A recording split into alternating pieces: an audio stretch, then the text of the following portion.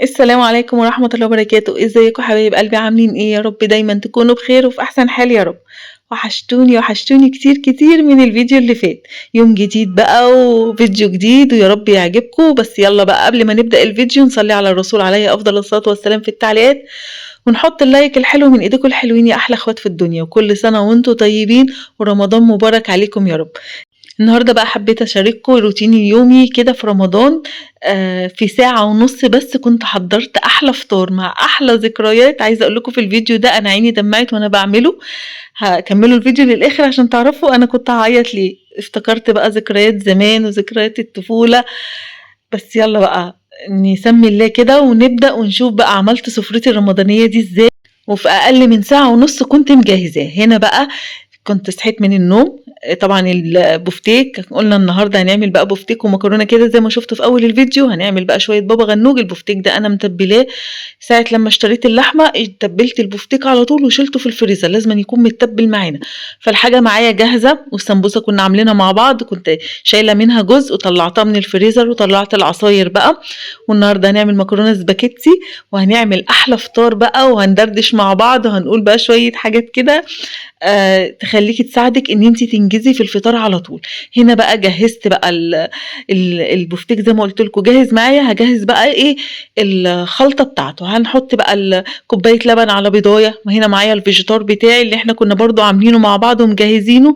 كل حاجة جاهزة، ومعايا في الطبق التاني الدقيق. هناخد بقى من على الدقيق على البيض واللبن على الفيجيتار. هنا طبعًا ممكن تستغني عن الفيجيتار وتحطي بقسماط. هنا بقى حطيت على البيض واللبن شوية الملح وطبعًا والفلفل الأسود وضربتهم كده في بعض. وهنبدأ بقى نعمل أحلى بوفتيك كده، سفرة بقى مختلفة وبقى لنا كتير أوي ما عملناش البوفتيك. فقُلت بقى إيه، أغيّر لهم كده في رمضان وأعمل لهم الأكلات اللي وحشتهم دي. هنا بقى البوفتيك بتاعي كان متّبل بالبصل، كنت باشرة بصلاية وملح وفلفل وليمون و7 بهارات. هنا بقى كنت بانفّض البوفتيك بتاعي من البصل خالص عشان ما يبقاش فيه أي تفلة يضايقنا وإحنا بنحمّر. وحطيته بقى في الدقيق الأول، وبعد كده في البيض واللبن، وبعد كده في الفيجيتار زي ما أنتم شايفين. عايزة أقول لكم إن هو هيطلع حلو أوي زي ما شُفتوا في أول الفيديو، ولا هيفُك معانا ولا الطبقة الخارجية دي هتفُك، وهيطلع تحفة. وهيطلع طبعًا مستوي وطري من جوّه لإن إحنا أصلًا متبّلينه قبليها. وأهم حاجة في البوفتيك بقى عشان يطلع معاكِ حلو أوي وطري من جوّه ومقرمش من برّه ويبقى مستوي، إن أنتِ تتبّليها قبليها بيوم. اوعي تعمليه في نفس اليوم. البوفتيك بالذات مش زي البانيه خالص، عشان اللحمة بتاعتنا، اللحمة ما تشدِّش وتبقى حلوة وطرية كده معاكِ من جوّه. فأنا كنت طبعًا متبّلاه وشايلاه زي ما أنتم شُفتوا ومجهّزة كل حاجة. يعني عايزة أقول لكم إن الفطار ده ما خدش معايا والله ساعة ونُص وكنت مجهّزاه. وبنفس الطريقة دي بقى امشوا بقى على الخطوات دي صدقوني هتطلّعوا. عايزة أقول لكم إن البوفتيك طالع خطير. من الدقيق على البيض واللبن على الفيجيتار بتاعي أو البقسماط زي ما تحبي. وطبعًا خلطة الفيجيتار دي أنا كنت عاملاها في البيت ومجهّزاها معايا على إن أنا آخُد منها على طول. طبعًا اللي ما شافش الفيديو هاسيبه له إن شاء الله اعملوها هتوفّر معاكم كتير أوي. طبعًا إحنا بنعمل على طول بانيه، بنعمل بوفتيك، الحاجات دي بتبقى جاهزة معاكِ بتبقى حلوة أوي. عايزة أقول لكم إن هي بتوفّر كتير. وهنا كنت خلّصت الكمية كلّها زي ما أنتم شايفين. هاركنها على جنب. أنا مش هاحمّره دلوقتي، أنا هاخلّيه قبل الفطار بنُص ساعة هابدأ أحمّره عشان يبقى سُخن معايا. هاجهّز بقى الحاجات التانية، الطبق اللي ما باستغناش عنّه في سُفرة رمضان بجد البابا غنوج. بابا غنوج ده على السُفرة بجد خطير. طبعًا هاشوي بقى في الair fryer النهارده، مش هاحُط على البوتاجاز ولا في الفرن. أنا أسهل حاجة عندي في الair fryer هاشوي بقى. أنتِ ممكن تحطّيها في الفرن أو على عين البوتاجاز. حطيت بقى طماطم وحطيت الفلفل وحطيت البتنجان بتاعي. هنا بقى أحضّر بقى البلح بتاعي أو الخُشاف. هي دي بقى اللحظة عايزة أقول لكم إن أنا كان نِفْسي فيها جدًا، جدًا. يعني بابا ربنا يخلّيه لينا كان على طول البلح ده بالموز. كان يدخل علينا بقى بكيس الموز كده ويقول لنا ما تعملوش البلح عشان نحط عليه الموز. بُصّوا بقى بحاجات بسيطة من غير بقى ولا قراصية ولا طين ولا مشمشية. عايزة أقول لكم إن كوباية البلح بالموز دي اللي ما جرّبهاش فايته كتير. فما أعرفش ليه هفّتني بقى النهارده كده إن أنا أعمل الكوبايات دي. عايزة أقول لكم إن طعمها خطير وبجد يعني أنا كنت مفتقداها. بجد فكّرتني بأيام زمان ما كنت بقى في بيت بابا وماما كده. والكوباية دي بجد بالنسبة لي يعني ذكريات حلوة أوي في شهر رمضان. بُصّوا كانت هي دي أهم كوباية، من غير بقى زي ما باقول لكم كده هي البلح بالموز من غير بقى تكاليف، من غير المشمش ولا الطينية ولا القراصية ولا الحاجات دي خالص. هي كانت كده وخلاص. عايزة أقول لكم بصوا على بساطتها دي، كانت أحلى كوباية بجد تشربيها كده على الفطار، والله جربوها هتعجبكم بإذن الله. عايزة أقول لكم وأنا بصور الفيديو ده أنا عيني دمعت والله، كنت قاعدة بقول لسانتي بصي الجدو كان بيجيب لنا الموز ده، البلح مع الموز على طول، يعني كان كوباية خطيرة على الفطار بجد، جربوها كده وهتلاقيها تعجبكم. هنا بقى طلعت بقى البتنجان المشوي بتاعي والبصلايه اللي شويناها مع الطماطمايه مع قرن الفلفل. عايزه اقول لكم بقى فظيع، والله الطبق ده يا بنات جربوه كده، فظيع فظيع، يعني احلى حاجه كده تفتح النفس. هنا بقشر بقى البتنجان بتاعي، وطبعا انا ما عنديش توم للاسف، لسه ما جبتش خزينه توم. مين اشترى التوم؟ قولوا لي اسعار التوم عندكم ايه. لسه ما اشتريتش توم، انا عندي في الفريزر، لو كان عندي بقى كنت شويته صحيح كده معاهم، بس انا ما عنديش ولسه ما اشتريتش، مستنيه يرخص شويه لانه كان عندنا ب 20 جنيه. ما اعرفش بقى عندكم جبتوا خزينه توم ولا لسه، قلت استنى كده في نص رمضان وابدا اشتريه. يلا بقى كل حد يقول لي كده التوم عنده بكام كده، واشتريته الخزين ولا لسه؟ انا عن نفسي انا لسه ما اشتريتش، قلت استنى اما يرخص شويه حتى لما يبقى ب 15 كده واشتري بقى الكميه بتاعتي واشيلها. هنا بقى قلت اضربه بالهاند بلندر لان اولادي ما بيحبوش صحيح، فقلت اضربهم لهم كده عشان ياكلوه، فضربتهم كده مع بعض، وممكن يعني في لون عادي وتدقيه كمان. هبدأ بقى احط الطحينه بتاعتي واحط الهريسة دي يعني دي أساسية، يعني بصي معلقة الهريسة الحمرا دي مع البابا غنوج بتبقى فظيعة. طبعا انت ممكن تستغني عنها بفلفل رومي عادي بارد خالص. هحط بقى الملح والكمون والكزبرة الناشفة، ونهيئ الطبق بتاعنا كده، والليمون اللي كنا مفرزينه مع بعض. عايزه اقول لكم ان الليمون وصل 70 و80 جنيه، يعني ربنا يرحمنا، الحمد لله ان انا لحقت نفسي وخزنت. عشان كده بقول لكم كل حاجه ابداوا شيلوها لما تكون رخيصه، عشان في الوقت اللي زي ده ما تلاقيش الحاجه بتاعتك، يعني ما تعرفيش تشتري الليمون بالسعر ده، السعر غالي جدا، فحرام الواحد يشتري الليمون ب70 جنيه. هنا بقى خلصت طبق بابا غنوج ورشيت عليه كده شويه بقدونس من على الوش، وهبدا بقى اعمل السلطه. سبت بقى التحمير البفتيك والمكرونه اخر حاجه خالص، هعمل بقى السلطات كده اللي تفتح النفس عشان يبقى كل حاجه جاهزه. عايزه اقول لكم بقى يعني ساعة المغرب كده تلاقي نفسك يعني خلاص خلصتي انجزتي، في مفيش ساعة بالظبط كنتي انجزتي كل الاكل وعملتي احلى سفرة لاولادك. هنا بقى طبق السلطة ده اساسي، لازم تعملوه لاولادكم كده مع الاكل، سواء بقى عاملة مكرونة عاملة محاش اي حاجة، لازم تحطي طبق السلطة ده، مفيد ومغذي وحلو قوي.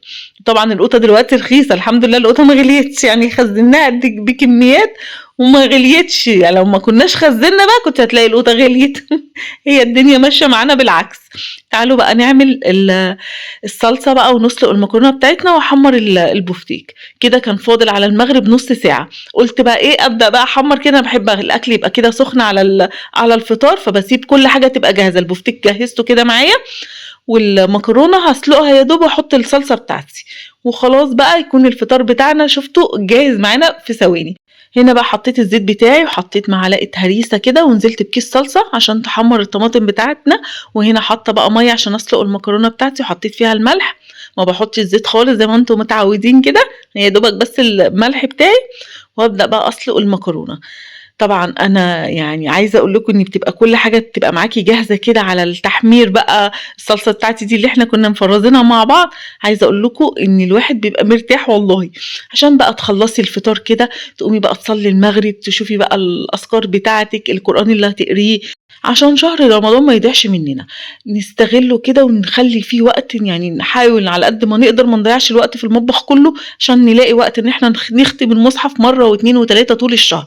وطبعًا صلاة التراويح نتفرّغ لها خالص، يعني حاولوا تفرّغوا وقت كده للصلاة بتاعتكم.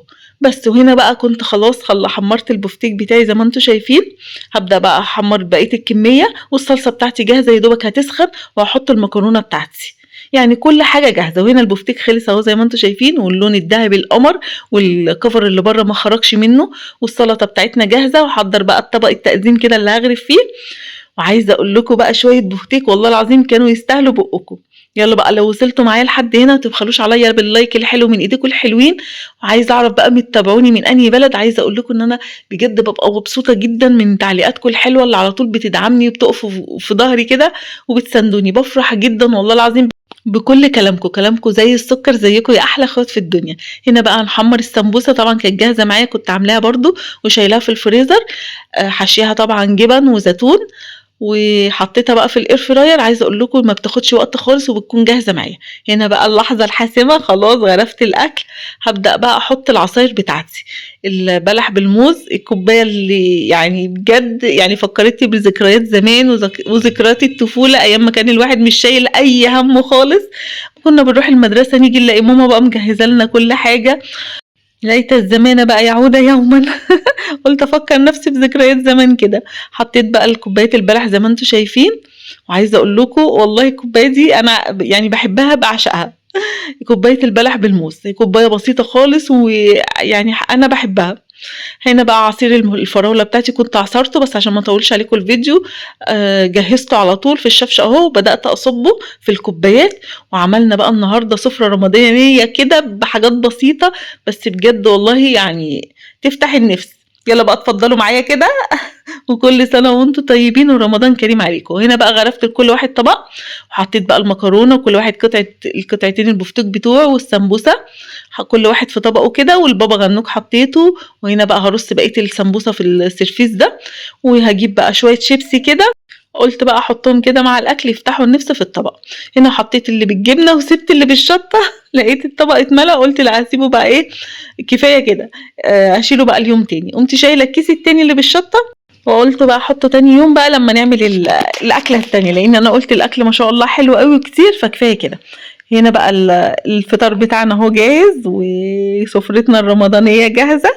وعلى الفطار بقى كل سنه وانتم طيبين ورمضان كريم عليكم. هتقول لهم ايه يا عاصم؟ حط لايك. عاصم قاعد جنبي اهو، يقول لكم ايه؟ حط لايك. حطوا لايك بس. فين وحشتوني. وحشتوني يا مكسوف النهارده عشان لسه صاحي من النوم. يلا بقى شجعوا عاصم باللايك الحلو، وقولوا لي ايه رايكم في افطار النهارده، واكتبوا لي بقى في التعليقات عملتوا فطار ايه النهارده، عشان ناخد افكار كده، نسرق افكار من بعضينا. يا رب بقى الفيديو النهارده يكون عجبكم، وانتظروني بقى في فيديوهات تانية كتير، هنعمل بقى وصفات حلوه باذن الله مع بعض. وهستنى منكم بقى التعليقات الحلوه اللي على طول بتدعمني، وهستنى اخد منكم افكار كده نسرق من بعضينا، كل حد يقول لي عم فطر ايه النهارده كده. يلا شجعوني بقى باللايك الحلو، وانتظروا بقى فيديوهات مني كتير يا احلى اخوات في الدنيا. باي باي. باي باي.